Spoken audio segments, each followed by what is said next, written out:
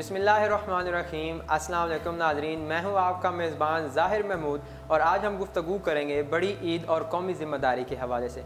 नाज़रीन, जैसा कि आप जानते हैं कि आजकल बड़ी ईद की आमद है और इस मौका पर जहां पर लोग मजहबी फ़रीज़ा की अदायगी करते हैं, वहीं पर बेतहाशा लाखों करोड़ों जानवरों की खालें भी हासिल होती हैं जो हमारे मुल्क की कौमी चमड़े की सनत में रीढ़ की हड्डी का किरदार अदा करते हैं। जब हम लोग खाल के हवाले से देखते हैं तो बाज़ लोग बहुत ही बेइतनाई से काम लेते हैं और खाल उतरने के बाद गोश्त की तरफ मुतवज्जो हो जाते हैं और उसकी प्रॉपर प्रिजर्वेशन के मामलात को डील नहीं करते, जिसकी वजह से हमारे मुल्क की कौमी सनत बहुत पीछे जा रही है और जवाल का शिकार है। नाजरीन, कुछ अर्सा पहले 2016 में 75 लाख खालें इकट्ठी की गईं, जिनमें से 22 लाख खालें सिर्फ इसलिए ज़ाया हो गईं और वो किसी काम ना आ सकें क्योंकि उनको उतरने के बाद प्रॉपर प्रिजर्वेशन के मेथड्स अप्लाई नहीं किए गए थे। इस तरह हमारी इस इंडस्ट्री को 10 अरब रुपयों का नुकसान हुआ। नाजरीन, हमारी चमड़े की सनत पूरी दुनिया में एक नाम और मकाम रखती है, यहाँ तक कि यूरोपियन कंट्रीज़ और अमेरिका में से अगर लोगों को चमड़े की मसनूआत दरकार हों तो वो सबसे पहले पाकिस्तान में सियालकोट की चमड़े की सनत को सर्च करते हैं।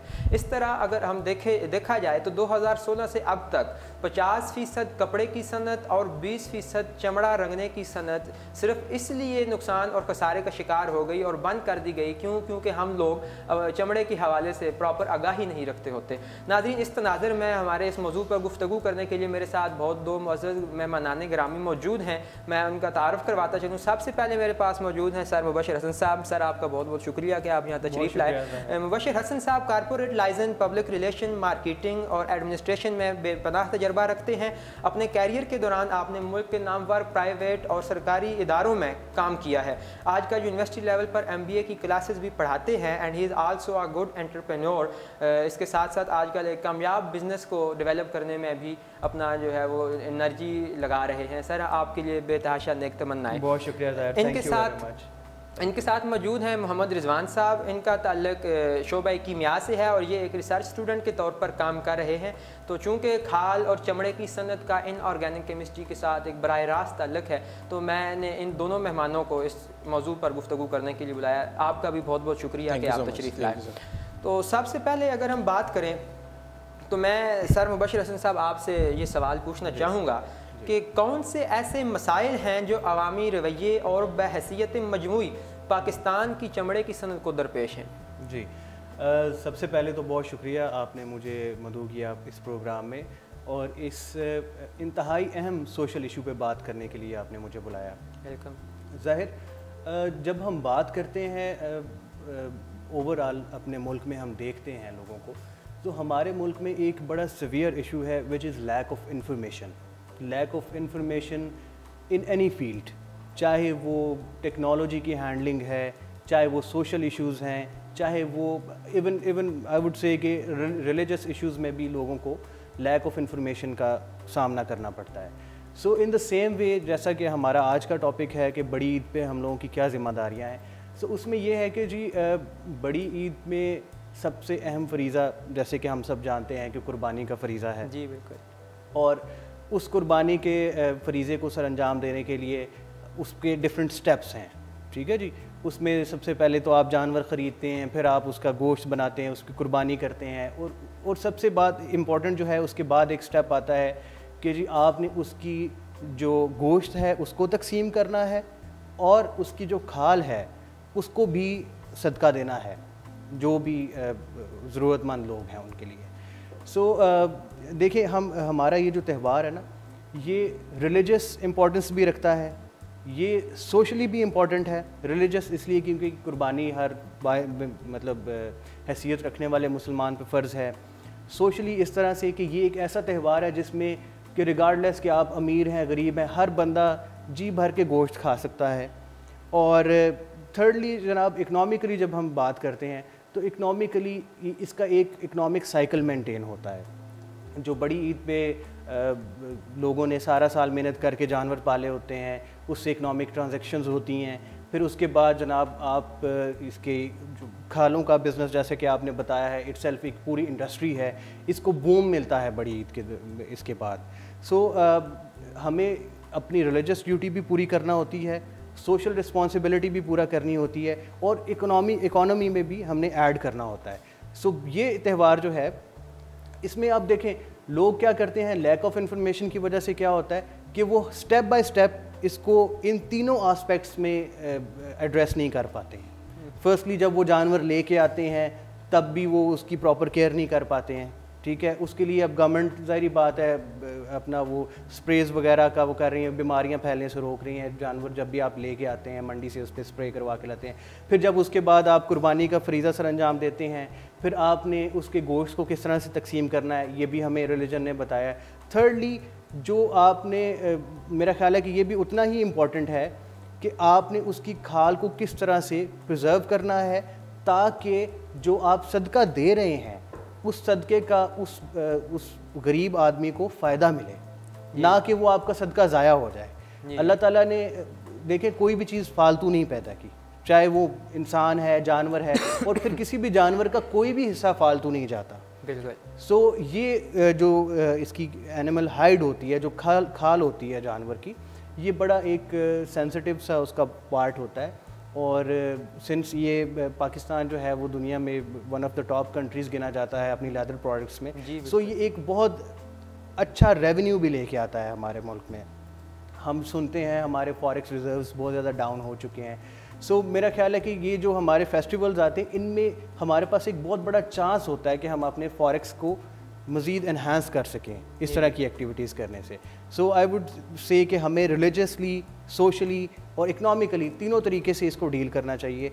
और जो सदका हम देते हैं वो सदका, उसका फ़ायदा उसी सूरत में हमें मिलेगा कि जिस गरीब आदमी ने उसको आगे बेचना है, अगर हमने डैमेज चीज़ उसको दी है तो वो कैसे बेचेगा, और आपको ऑब्वियसली उसका सवाब भी नहीं मिलेगा जब गरीब आदमी के काम ही नहीं आएगी आपकी कुर्बानी।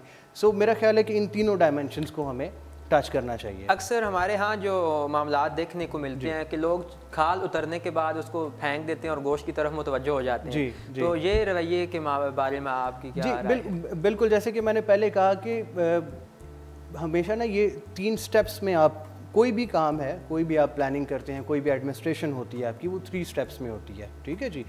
एक आपकी प्री प्लानिंग एक्टिविटीज़ होती हैं, फिर आपका एक्चुअल प्लान है, ठीक है, उसको आप इम्प्लीमेंट करते हैं, उसके बाद आपकी जो वाइंडिंग अप होती है। सो हम लोग क्या करते हैं कि जनाब पहले 2 हिस्से तो हम अच्छे तरीके से कोशिश करते हैं उनको करें, और वाइंडिंग अप जो है उसको हम अच्छे तरीके से नहीं करते, जबकि हम लोग ये अंडरस्टैंड नहीं कर पाते कि 1/3 जो है वो इकनॉमिक साइकिल जो है वो कुर्बानी के बाद खालों की वजह से हमारा साइकिल मेंटेन होगा जी, इस पर्टिकुलर फेस्टिवल का। जी बिल्कुल। उसमें हमें ये करना चाहिए कि हम टाइमली उसको प्रिजर्व करने के लिए किसी मतलब एक घर में एक फ़र्द की ड्यूटी लगा दें, या जो टीम आई हुई है बड़ा जानवर उसको ज़िबा करने के लिए उसमें से किसी एक बंदे की ड्यूटी लगा दें। नमक ख़रीद लें, ठीक है जी, और उससे खाल को प्रॉपर कवर कर लें अंदर वाली साइड से, अंदरूनी साइड से।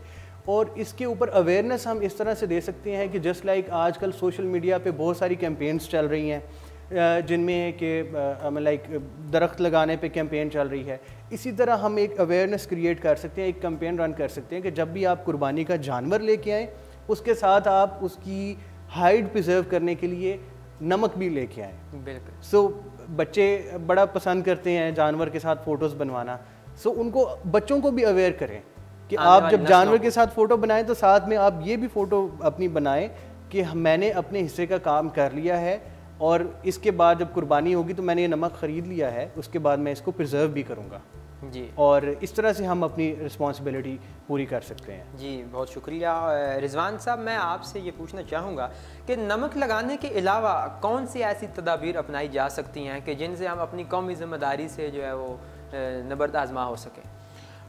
ज़ाहिर जितने भी हमारे पास लिविंग थिंग्स होती हैं, जितने भी ज़िंदा जानदार होते हैं, उनके अंदर जब वो उनकी डेड बॉडी होती है तो एक केमिकल प्रोसेस होता है जिसको हम बोलते हैं डीकम्पोजिशन। वो गलने सड़ने का एक अमल होता है।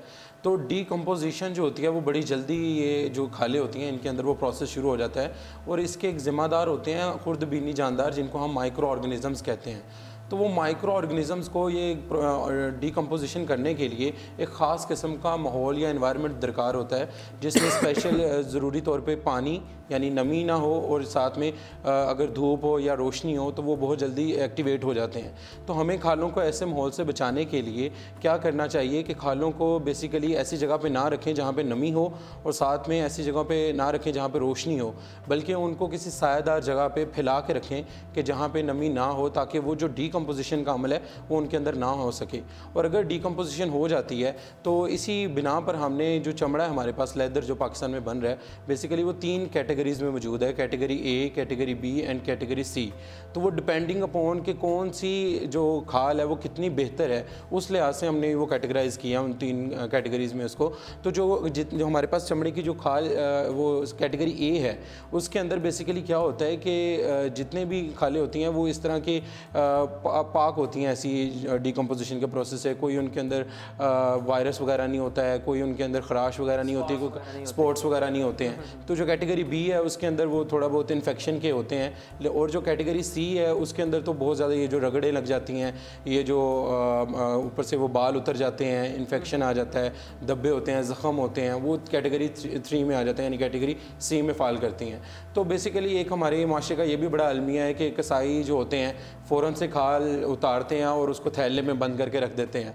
तो वो बहुत एक गलत बात है कि आप उसको बंद करके रख रहे हैं और कर देते हैं। हाँ बिल्कुल एयर टाइट कर देते हैं। तो वो उन जो खुर्द बीनी जानदार है उनको एक्टिवेट करने का एक एनवायरनमेंट दे देते हैं ज़ाहिरी तौर पे, क्योंकि वाटर कंटेंट भी होता है खाल के अंदर।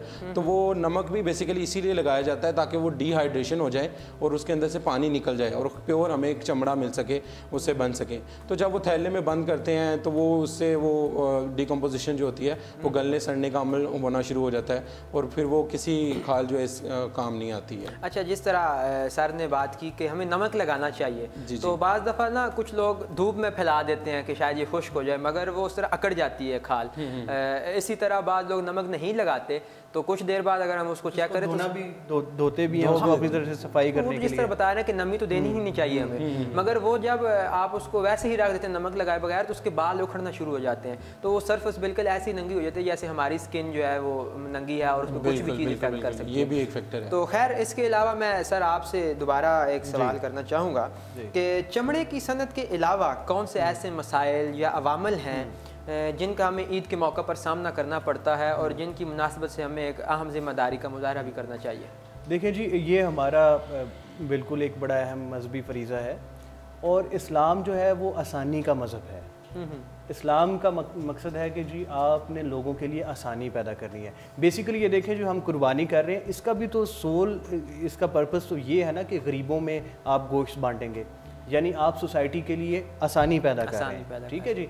सो हम लोग क्या करते हैं, हम इस त्यौहार से आसानी पैदा करने की बजाय क्या मुश्किल पैदा कर देते हैं। वो कैसे कि जब लोग कुर्बानी का प्रोसेस कर लेते हैं, उसके बाद जो आलाइशें होती हैं जानवरों की वो खुली जगह में फेंक देते हैं। ठीक है जी। आप जैसे ईद गुजरती है तो 3, 4, 5 दिन के बाद क्या होता है कि आप किसी खुली जगह पे नहीं जा सकते हैं। बिल्कुल इंतहाई मुताफन माहौल होता है। आपको सड़कों के किनारे पे उसकी आलाइशें नज़र आएंगी और नदी नालों में गलासने पे। और ये देखें, ये जो सफाई का इशू है ना, ये कलेक्टिवली अगेन मैं ये कहूँगा कि ये फिर हमारा एज एक नेशनल इशू है। सफाई निस्फ़ ईमान है। ये हमारा रिलीजियस, तो इसके ऊपर हमें बिल्कुल उसके अल्लाह ताला की तरफ से अहकामात हैं, लेकिन ये हमारा नेशनल इशू भी है। जब हम जाते हैं पाकिस्तान से बाहर दूसरे मुल्कों में देखते हैं, वहाँ पे देखिए, वहाँ पे सफाई करना सिर्फ हुकूमत की ज़िम्मेदारी नहीं समझा जाता, वहाँ पे शहरियों की ज़िम्मेदारी, शहरी भी अपना किरदार अदा करते हैं। और हर बंदा अपने हिस्से का कचरा ये नहीं करते कि वो सड़कों में फेंक देते हैं। हमारे यहाँ पे तो इस चीज़ के ऊपर लैक ऑफ इन्फॉर्मेशन है ना। आई वुड अगेन से कि हम लोगों को इन्फॉर्मेशन ही नहीं मिलती है प्रॉपर चीज़ों के ऊपर।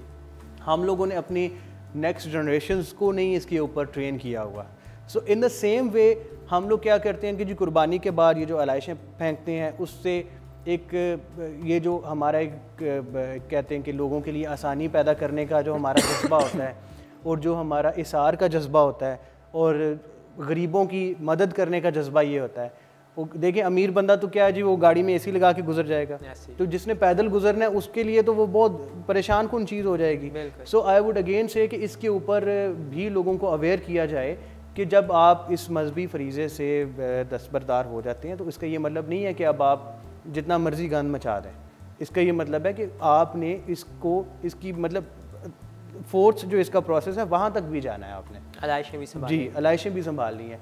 और जब हम लोग जानवर लेके आते हैं, परचेज़ करके आते हैं जी मंडी से, हम लोग क्या करते हैं, उसको गलियों में बांध देते हैं। ठीक है, ये हम अंडरस्टैंड करते हैं कि जी स्पेस कॉन्स्ट्रेंट है जी, घरों में हर बंदा अपने घर के अंदर नहीं जा, लेकिन एटलीस्ट आप उसका जो भी फजला है उसको आप खुली सड़क में तो ना फेंक दें, या उससे नालियाँ तो बंद ना करें। मैं ये कहूँगा कि जी सफाई की ज़िम्मेदारी हुकूमत के साथ साथ शहरियों पे भी इक्वली है, और ये हमें इस्लाम की तरफ से भी इसके ऊपर बड़े स्ट्रिक्ट अहकामात हैं, क्योंकि देखिए जी सफाई निस्फ़ ईमान है। बिल्कुल। हम एक इस फ्रीज़े से बजाय इसके कि हम लोगों का फ़ायदा करें, हम क्या करते हैं, उनको तकलीफ़ पहुँचाते हैं। इसको अवॉइड करना चाहिए। तो जिस तरह आपने ये बड़ी आम इशू उठाया है कि अलाइशों को हम ठिकाने नहीं लगाते, मगर इसके बावजूद ये आगाही फैलाते हमें कुछ वक्त तो लगेगा। तो मैं अगेन जो है वो रिजवान अगेन देखें, आजकल देखिए मीडिया बहुत एक्टिव है। मेरा ख्याल है कि शायद इस पे इतना ज़्यादा वक्त ना लगे। रिसेंटली हमने 2-4 ऐसी कैंपेन्स देखी हैं जिस पे लोगों ने बड़ा इंटरेस्ट लिया और बड़ा उनको अप्रिशिएट किया है, जिसमें एक वो दरख्त लगाने की कैंपेन थी, फिर डैम बनाने की कैंपेन है। मेरा ख्याल है कि इसको अगर हम अभी, now is the right time, अगर हम इस कैंपेन को अभी स्टार्ट करें तो मेरे ख्याल है कि लोगों को इस चीज़ की काफ़ी अवेयरनेस आ जाएगी कि यार हम लोगों के लिए आसानी पैदा करें, ना कि दुश्वारी पैदा करें।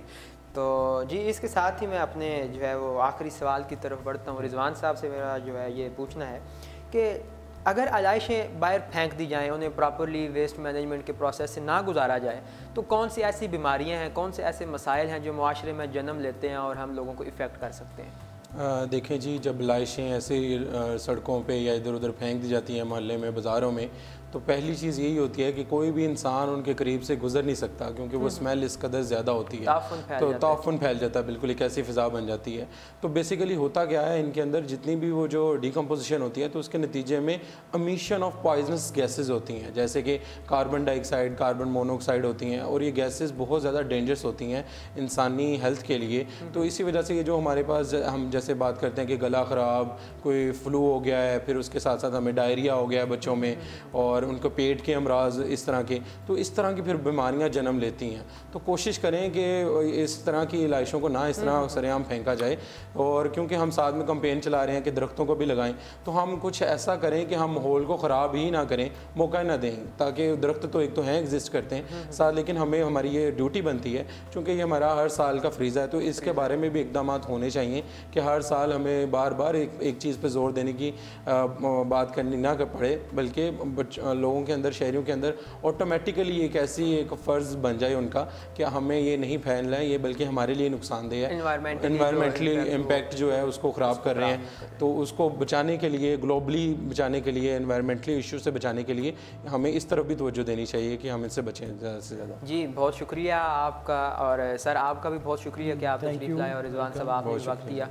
तो जी नाज़रीन, जैसा कि आपने देखा, आज हमने इस प्रोग्राम में डिस्कस किया है कि ईद के मौका पर जहाँ हम लोग कुर्बानी देते हैं, वहीं हमें जानवरों की खालों को भी प्रॉपर प्रिजर्वेशन के मेथड से गुजारना चाहिए। सबसे पहले तो हमें खालों को चाहिए कि हम रोशनी में ना रखें, धूप में ना रखें, और दूसरी बात ये कि उनको नमी का माहौल जो है वो ना दिया जाए। खालों को आप खुश्क सायादार जगह पर रखें और उनमें फ़ौरी तौर पर नमक लगा दिया जाए। अगर आपके पास आप बकरा लेके आए हैं या छतरा लेके आए हैं तो 1 किलो नमक, और अगर आप गाय लेके आएँ या बड़ा जानवर लेके आएँ तो सिर्फ 4 से 5 किलो नमक उसके अंदर लगाने पे आपको लगेगा, और नमक इस तरह लगाएं कि उसकी कोई जगह खाली ना रह जाए। तो इस तरह ना सिर्फ आपका सदका जो है वो मुकम्मल हो जाएगा, बल्कि आप एक कौमी ज़िम्मेदारी से भी सुबकदोश हो जाएंगे। इसके साथ साथ आपको इस बात का भी ख्याल रखना चाहिए कि जहाँ आपने मुल्क की जो सनत है उसके लिए काम किया है, वहीं दूसरे लोगों के लिए और अपने सफाई का ख्याल रखते हुए जो आलाइशें हैं उन्हें प्रॉपर तरीके से जो है वो ठिकाने लगा दिए जाए। तो इंशाल्लाह हम एक और प्रोग्राम में मिलते हैं। आप सब की समातों का बहुत बहुत शुक्रिया। अल्लाह हाफिज़।